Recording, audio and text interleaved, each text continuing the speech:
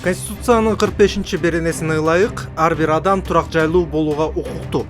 Эч ким турак жайынан өзүн билемдик менен ажыратылышы мүмкүн эмес.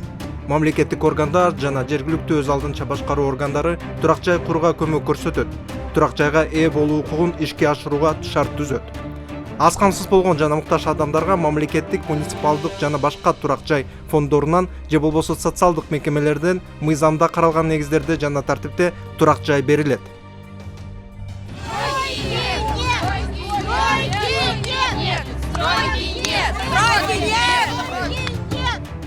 Акыркы жылдарда Борбордо курулуш тездик менен жүрүүдө.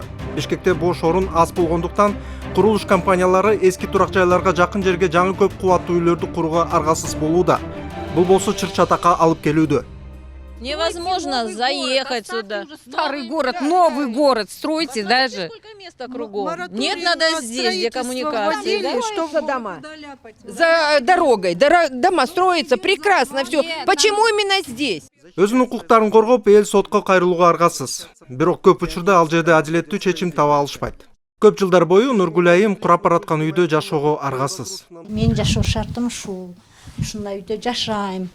Мына жерлерим мындай. Отун бияка печка жагам, көмүр жагам. Отопление жок да. Не, отопление жок, отоплением жок. Только кышында ушундай печка жагып, көмүр жагып неметемин. Азыр эми көмүр дагы өтө кымбат болуп кетти. Ошон үчүн мага өтө оор түшүп атат чындыгын элечи. Кыргызстанда көп балалуу үй бүлөлөрдүн басымдуу бөлүгү турак жай маселесинен кыйналышат. Бүгүнкү күндө алар эң арзан үйлөрдү ижарага алууга аргасыз. Ушундай эле көйгөйлөр ден соолук жагынан мүмкүнчүлүгү чектелген адамдарда да пайда болот. Балам дагы инвалид по слуху.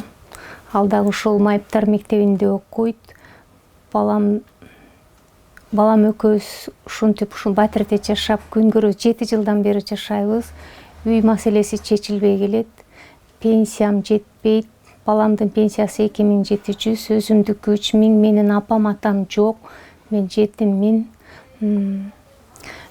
Канча жолу мен ушул биздин азиздер жана дүлөйлөр коомуна кайрылып үй сурагам. Ал жакта кезекте турам. Эч кандай мага жардам көрсөтүшкөн жок батыр жагынан. Ошол эле учурда жетиштүү жер, үй, батир, жер тилкелери бар адамдардын белгилүү бир тобу бар. По адвокатскому запросу был получен приговор Октябрьского районного суда города Бишкек от 2007 года в отношении заведующего отделом благоустройства Октябрьской администрации Улана Кажалиева.